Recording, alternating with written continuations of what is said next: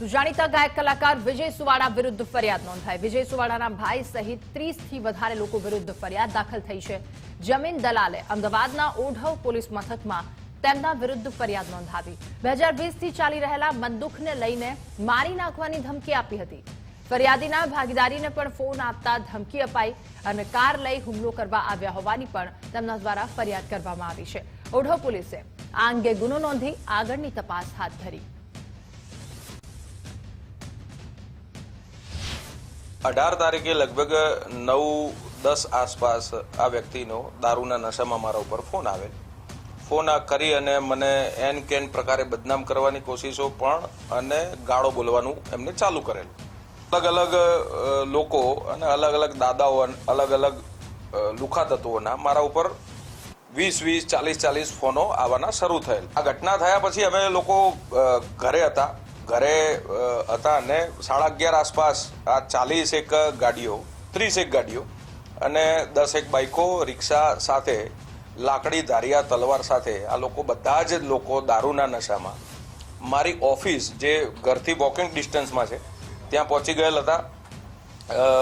તોડફોડ કરવાનો પ્રયત્ન કરેલ, મને જાનથી મારી નાખવાનો પ્રયત્ન કરેલ અને આ આખી ઘટના 18 તારીખે રાત્રે બનેલ હતી। તો ગાયક કલાકાર વિજય સુવાડા વિરુદ્ધ ફરિયાદને લઈને ખુલાસો। મારા પર ખોટી રીતે ફરિયાદ કરવામાં આવી છે। વિજય સુવાડાએ કહ્યું, દિનેશ દેસાઈ ખોટી પ્રસિદ્ધિ મેળવવા માંગે છે અને દિનેશ દેસાઈ 4 વર્ષથી મારી પાછળ પડ્યો છે। વિજય સુવાડાએ કહ્યું, વિજય સુવાડાના ભાઈ સહિત 30 થી વધારે લોકો વિરુદ્ધ ફરિયાદ દાખલ થઈ છે। જમીન દલાલે અમદાવાદના ઓઢવ પોલીસ મથકમાં ફરિયાદ નોંધાવી તો 2020 થી ચાલી રહેલા બંદૂકને લઈને મારી નાખવાની ધમકી આપવામાં આવી હતી, જેને લઈને ફરિયાદ દાખલ થઈ છે। ઓઢવ પોલીસ સ્ટેશનમાં મારા વિરુદ્ધ એક ખોટી એફઆઈઆર દર્જ કરવામાં આવી છે, જે વિશે હું 1-2 વાત કહેવા માંગુ છું ગુજરાતની જાહેર જનતાને કે મિત્રો, આ દિનેશ દેસાઈ નામનો વ્યક્તિ સસ્તી પ્રસિદ્ધિ મેળવવા માટે 3-4 વર્ષથી મારા પાછળ પડી ગયો હતો। મને હેરાન કરતો હતો, મારા જોડે ખંડણી કરતો હતો, ઉઘરાણી કરતો હતો અને મને એવું કહેતો હતો કે મારી સત્તા બહુ છે, મારી પહોંચ બહુ ઊંચી છે અને હું ગમે તે કરીશ, હું તને ગમે ત્યાં ભરાઈ દઈશ, હું તને કાર્યક્રમો નહીં કરવા દઉં, સ્ટેજ ઉપર નહીં ચડવા દઉં।